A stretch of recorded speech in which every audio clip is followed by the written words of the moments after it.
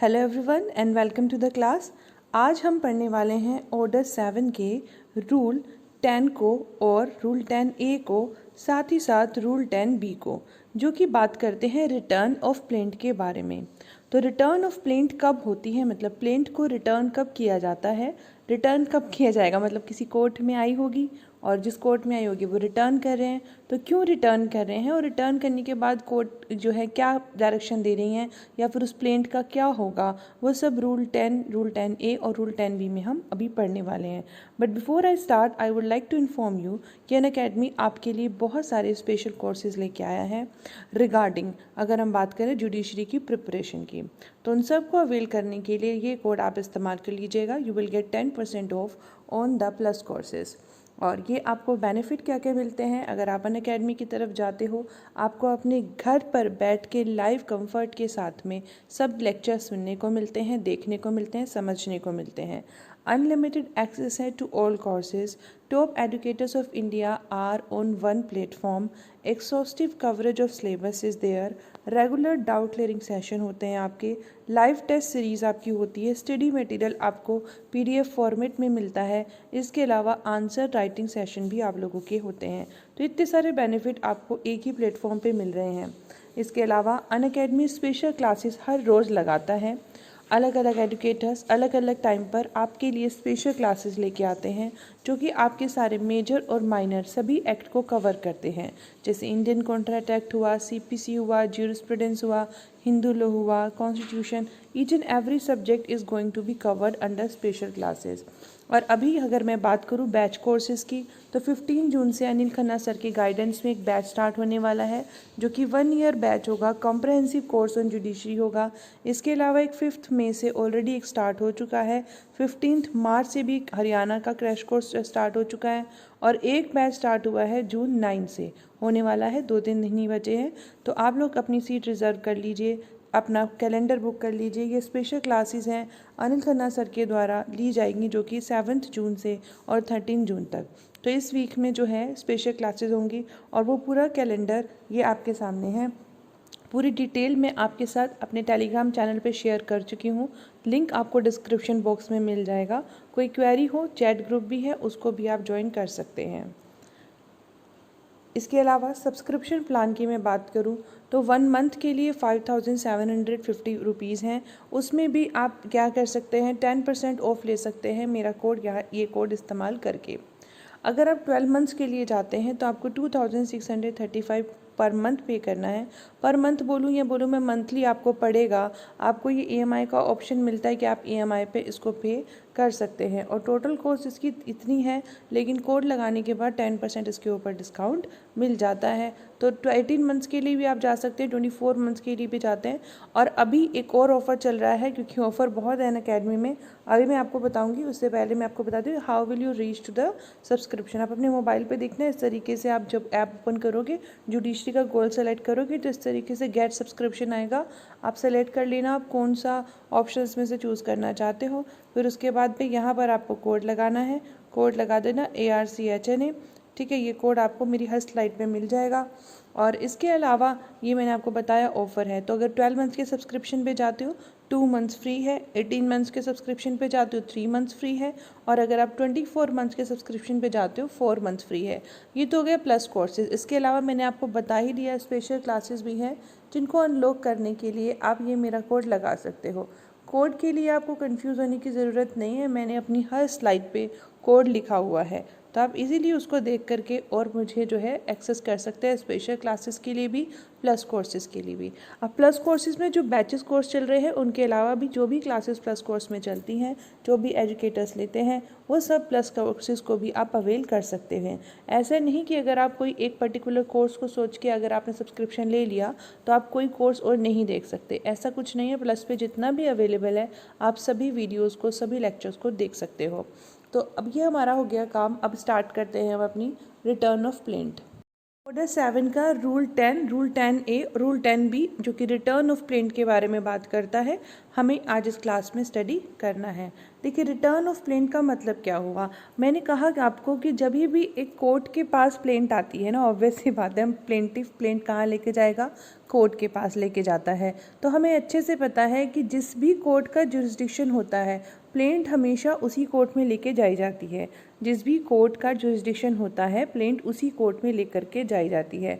मतलब आप सिंपल सी बात है ना, अगर आपको लॉ पढ़ना है तो आप लॉ फैकल्टी के पास ही जाओगे ना, आप किसी ऐसे फैकल्टी के पास तो नहीं जाओगे जो इकोनॉमिक्स पढ़ाता हो, या इकोनॉमिक्स पढ़ना है तो किसी लॉ फैकल्टी के पास नहीं जाओगे। सिंपल है ना, जिसका काम है उसी के पास जाओगे ना। तो बस यहाँ पर भी ऐसे है कि जब एक प्लेंटिफ प्लेंट लेके जाता है, सूट इंस्टीट्यूट हो गया, हमारा सेक्शन 26 कहता है, ऑर्डर 4 कहता है कि प्लेंट के साथ में आते ही सूट इंस्टीट्यूट हो जाता है।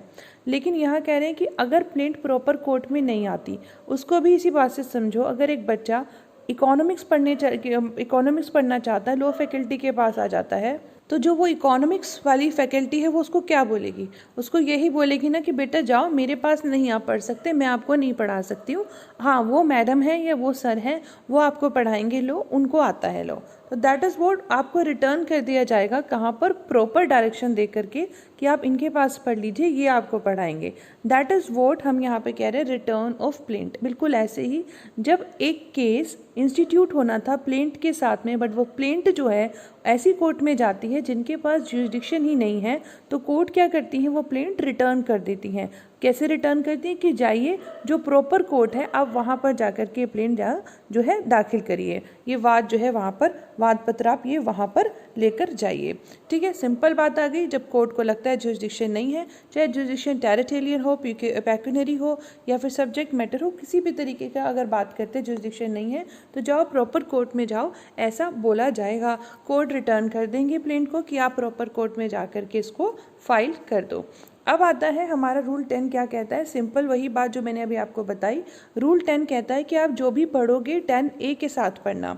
10A क्या कहता है, देखो अभी मैं आपको बताऊंगी 10A क्या कहता है, बट सिंपल सी बात हम देख लेते हैं कि क्या कहना चाह रहा है। रूल 10 ये कह रहा है कि पहली बात तो मुझे 10A के साथ में पढ़ना, और कह रहा है कि यहाँ पर subject to the provision of rule 10A plaint किसी भी स्टेज पर, ये भी बड़ी इंपॉर्टेंट बात है, किसी भी स्टेज पर जो है वो रिटर्न की जा सकती है प्रॉपर कोर्ट में प्रेजेंट करने के लिए।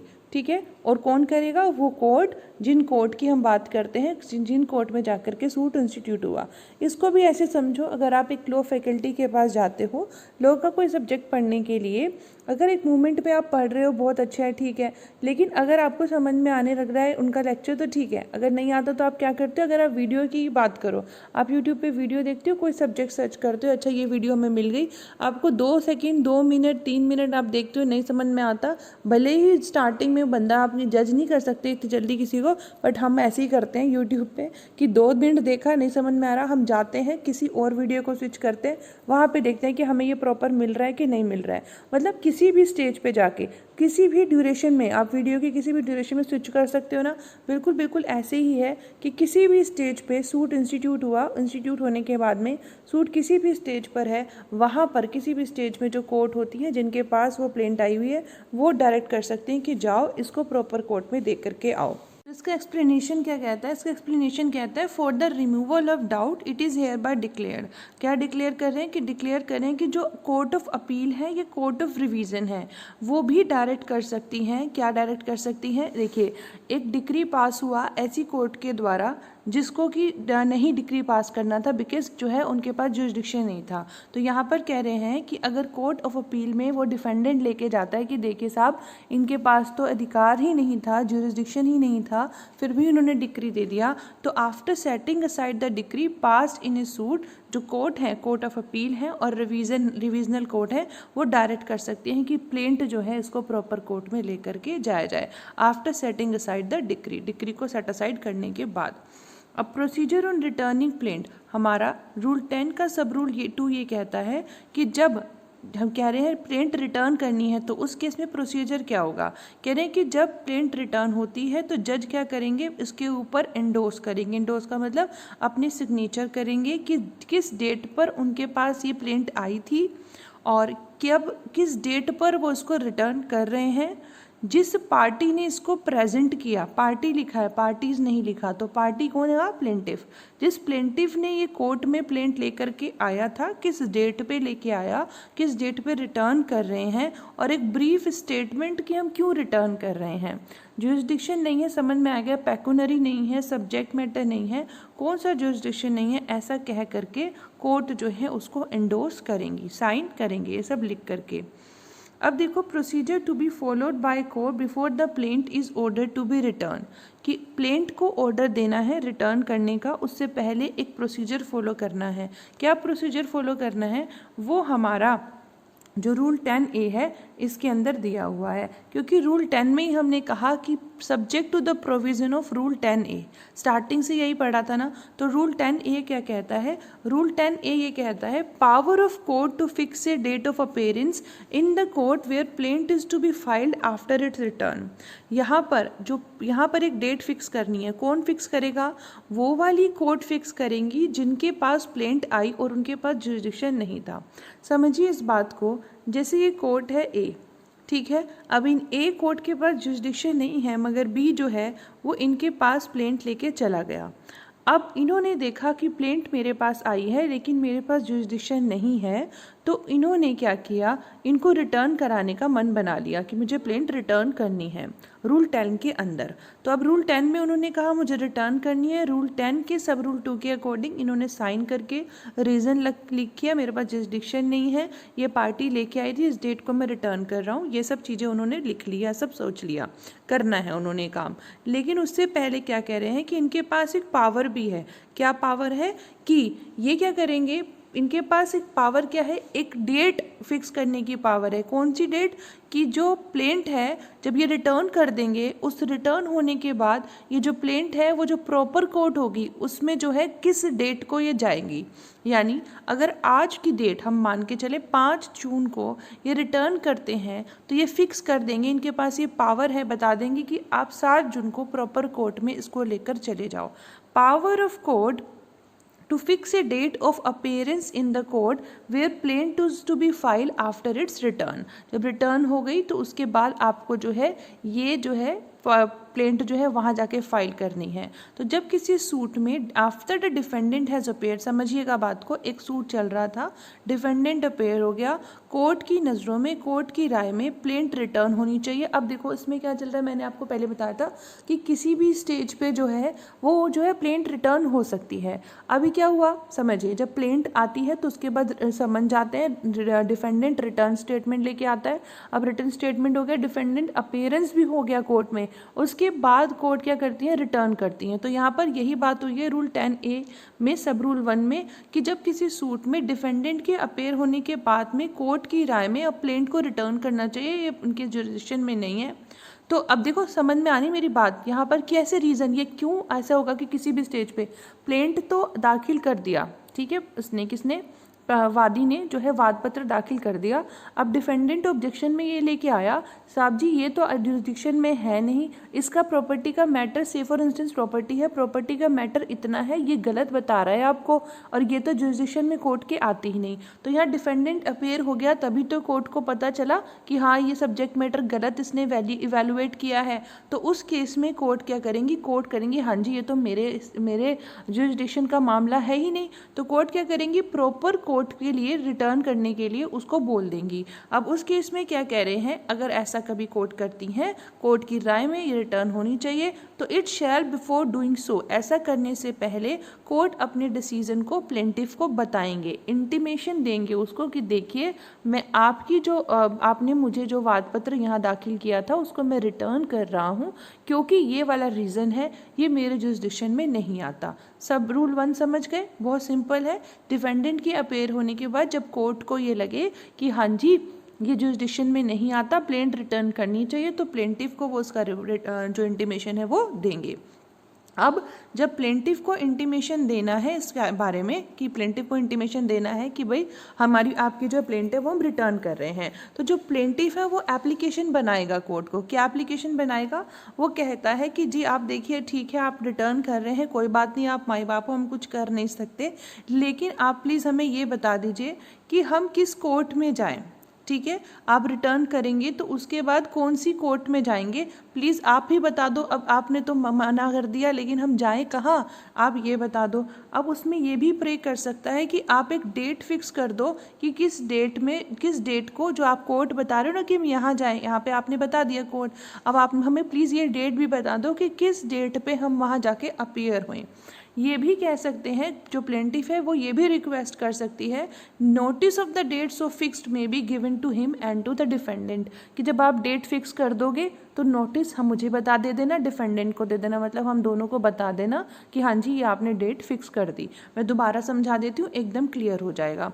रूल 10A कहता है कि जब डिफेंडेंट के पास जब प्लेंट का पता चला और उसने देखा कि तो कोर्ट के पास जुरिडिक्शन में नहीं आता, वो कोर्ट में अपेयर होके कोर्ट को कहता है कि ये तो आपके जुरिडिक्शन में नहीं है। कोर्ट कहते हैं हाँ भाई हमारे जुरिडिक्शन में नहीं है, तो वो वादी को ये इंटीमेट करते हैं कि देखो जी ये हमारी इस काम मतलब हमारे बस का नहीं है, हम रिटर्न कर रहे हो आपकी प्लेंट को, हम अब जो है आप वापस कर रहे हैं। तो अब वो जब इसको इंटीमेशन मिलती है, उसको पता चलता है हाँ मेरी प्लेंट रिटर्न हो रही है, तो वो उनसे रिक्वेस्ट करता है आप मुझे बता दो, आप तो रिटर्न कर रहे हो, बताओ मैं जाऊँ कहाँ। अब वही वाली बात होगी, बच्चा इकोनॉमिक्स वाले टीचर के पास पढ़ रहा है, इकोनॉमिक्स वाले टीचर कहता है मेरे बस की नहीं है, मुझे समझ में नहीं आ रही तुम्हारी पढ़ाई, अच्छा ठीक है तो आप ही बता दो मैं किसके पास पढूं, है ना। तो दैट इज व्हाट कि आप ही बता दो, फिर आप ही फिक्स कर दो कि हम कौन सी डेट में जाके जो है वहाँ पर अपीयर हो जाएं। यहाँ पर पार्टीज लिखा हुआ है तो दोनों की बात हो रही है, ठीक है, कि हम दोनों डिफेंडेंट और प्लेंटिफ की बात हो रही है। आप ही डेट भी फिक्स कर दो कि कौन सी डेट में जाके हम वहाँ पे अपीयर हुए,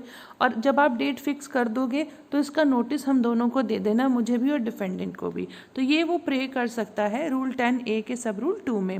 फिर इसका सब रूल 3 क्या कहता है, कह रहे हैं कि जब एप्लीकेशन बना देता है प्लेंटिफ ये एप्लीकेशन कि हमें बता दो हम कौन सी कोर्ट में जाएं, डेट फिक्स कर दो, नोटिस दे देना, तो कोर्ट जो होंगी रिटर्न करने से पहले, प्लेंट को रिटर्न करने से पहले क्या करेंगी, and notwithstanding that the order for return of plaint was made by it on the ground that it has no jurisdiction to try the suit, क्या करेंगी वो फिक्स कर देंगी एक डेट अपेयरेंस करने के लिए आप पार्टीज़ को कि आप इस डेट पर चले जाना जहाँ पर आपको यहाँ पर प्लेंट जो है आपको लेके जानी है, इस डेट पे आप जाके अपेयर हो जाना, और इसके साथ साथ वो उसको नोटिस भी दे देंगे। समझ में आई भाई। जब उसने रूल हमारे सब रूल 2 में उसने जो है प्लेंटिफ ने प्रार्थना करी कि आप बता दो कौन सी डेट में अपेयर हुए, आप बता दो, हमें नोटिस भी दे देना, तो दोनों काम यहाँ पर सब रूल 3 में कोर्ट कर देंगे, उसकी बात मान लेंगे और सब रूल 3 में कोर्ट जो है वो ये काम कर लेंगे।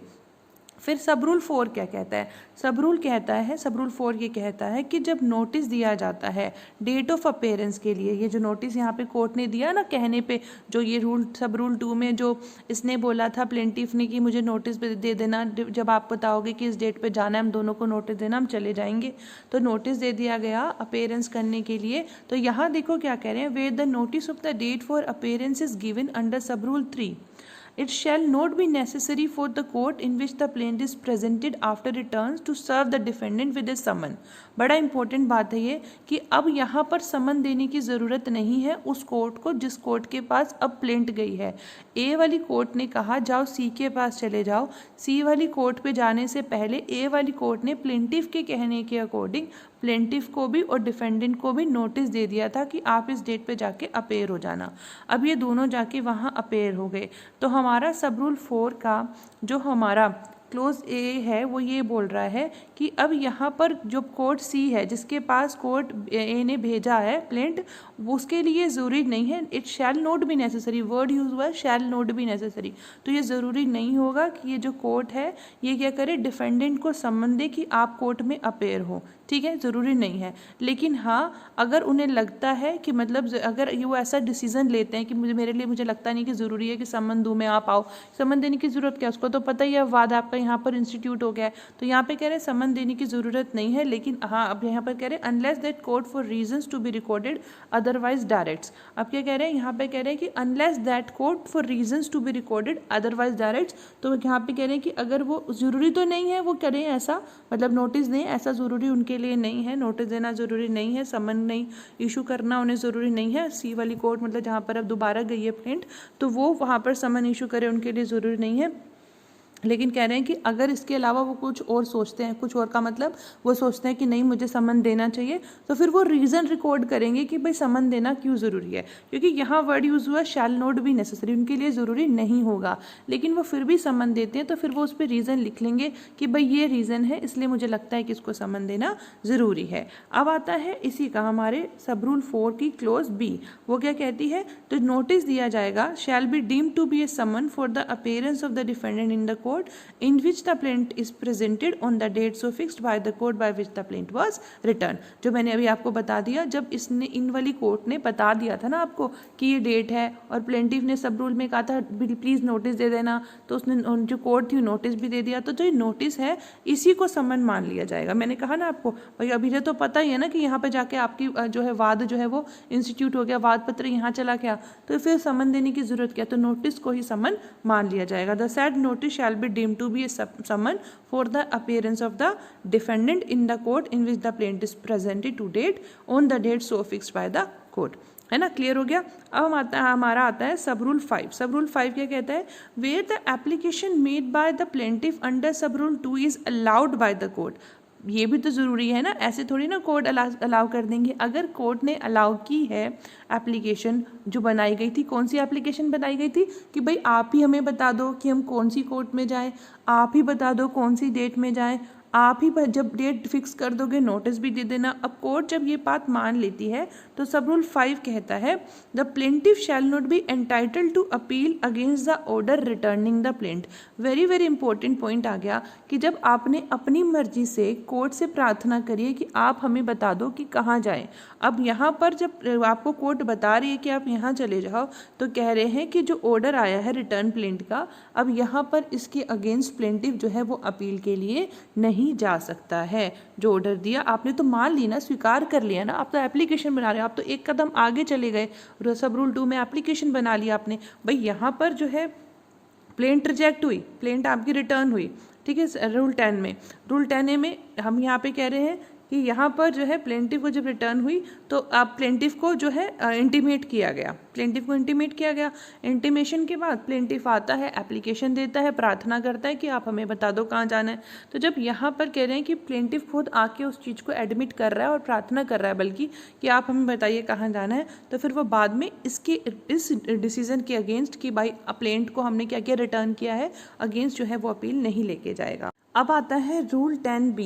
तो अगर आप समझ गए हो रूल 10A तो रूल 10B समझना इजी हो जाएगा। देखो रूल 10A में सब रूल 5 में हमने ये पढ़ा कि अगर प्लेंटिफ जब ये देखता है कि उसको जो है कहा गया है कि आप जो है प्लेंट जो है प्रॉपर कोर्ट में जाकर के दाखिल कीजिए, कहने का मतलब है जब उसकी प्लेंट को रिटर्न किया गया उसके बाद सब रूल 2 का सहारा लेते हुए उसने खुद कोर्ट से प्रार्थना की कि आप ही बता दीजिए कि कहाँ जाएं। तो जब उसने इस चीज़ का सहारा ले लिया फिर उसके बाद वो रिटर्न जो प्लेंट हुई है उसके अगेंस्ट अपील में नहीं जा सकता। लेकिन अगर उसने सब रूल 2 का सहारा नहीं लिया और वो अपील के लिए जाता है तो उस केस में जो अपैलेट कोर्ट हैं अगर उन्हें ये लगता है कि हाँ जो ये प्लेंट रिटर्न हुई है वो एक्चुअल में सही मुद्दों पर रिटर्न हुई है, तो उस केस में जब ये कंफर्म कर देते हैं कि हाँ जी रिटर्न होनी ही है प्लेंट, इनके पास जुरिडिक्शन है ही नहीं, तो यहाँ पर सेम प्रोसीजर अप्लाई होगा। जो कोर्ट अपील वाली कोर्ट है वो प्लेंटिफ के एप्लीकेशन पे अगर वो कहता है तो उसको डायरेक्ट कर सकते हैं कि जाओ प्रॉपर कोर्ट में जाओ। और यहाँ पर लिमिटेशन एक्ट 1963 के प्रोविज़न साथ में चलेंगे कि इतने दिन के अंदर अंदर जाके फाइल कर देना अपना suit. In the court in which the suit should have been instituted whether such court is within or without the jurisdiction of the मतलब स्टेट। मतलब अगर हम कह रहे हैं कि अगर हाई कोर्ट ने कहा है तो उस केस में भले ही वो स्टेट में है या नहीं है फिर भी डायरेक्ट कर सकते हैं कि आप जाओ और उस कोर्ट में जाकर के दाखिल करो जो कि एक्चुअल में कोर्ट इसकी है, मतलब आपके जुरिसडिक्शन जहाँ पर बैठता है। तो और फिक्स कर सकते हैं एक डेट को अपीयरेंस ऑफ पार्टीज़ के लिए। जब यहाँ पर कह रहे हैं कि अगर एप्लीकेशन डिज़ायर करता है, एप्लीकेशन कहता है, एप्लीकेशन कह रहा है कि भाई जो है यहाँ पर आप जो है मुझे बता दो कि मैं कहाँ जाऊँ। जब यहाँ पर अपील सुनने के दौरान वो कंफर्म कर देते हैं कि रिटर्न होनी ही है प्लेंट, तो उस केस में फिर वो उनको बोल सकता है कि आप ही बता दो कहाँ जाऊँ। तो फिर वही प्रोसीजर चलेगा, वो बता देंगे कि यहाँ जाओ। जब उन्होंने बता दिया तो फिर समन देने की ज़रूरत है नहीं डिफेंडेंट को, क्योंकि जो नोटिस पहुँचा डेट फिक्स करने का जो कोर्ट अपैलेट कोर्ट ने फिक्स करी थी, समझा जाएगा वो नोटिस ही समन हो गया। तो अब सब रूल 2 क्या कहता है, जो कोर्ट ने डायरेक्शन बनाई है यहाँ पर सब रूल 1 में, ये without any prejudice to the rights of parties होगा। मतलब चाहे प्लेंटिफ है चाहे डिफेंडेंट है, वो जो डेट वो फिक्स करेंगे, ऐसी डेट फिक्स करेंगे कि प्लेंटिफ और डिफेंडेंट को आने में कोई भी दिक्कत ना हो। जो भी वो डायरेक्शन देंगे वो ऐसी डायरेक्शन देंगे ताकि जो है उन दोनों को ही दिक्कत ना हो और जो है वो प्लेंट जो है वो प्रॉपरली इंस्टीट्यूटों के काम हो जाए। ठीक है, तो यहाँ पर वही चीज़ें जो हम है लिखी हुई हैं, देखो it is to be presented to the proper court की procedure to be followed by court before the plaint is to be order to be return. क्या कर सकते हैं कि आप प्रॉपर कोर्ट में जाओ, और यहाँ पर वही बात है मैंने आपको बता दी, it is inserted to prevent the necessity of serving the summon.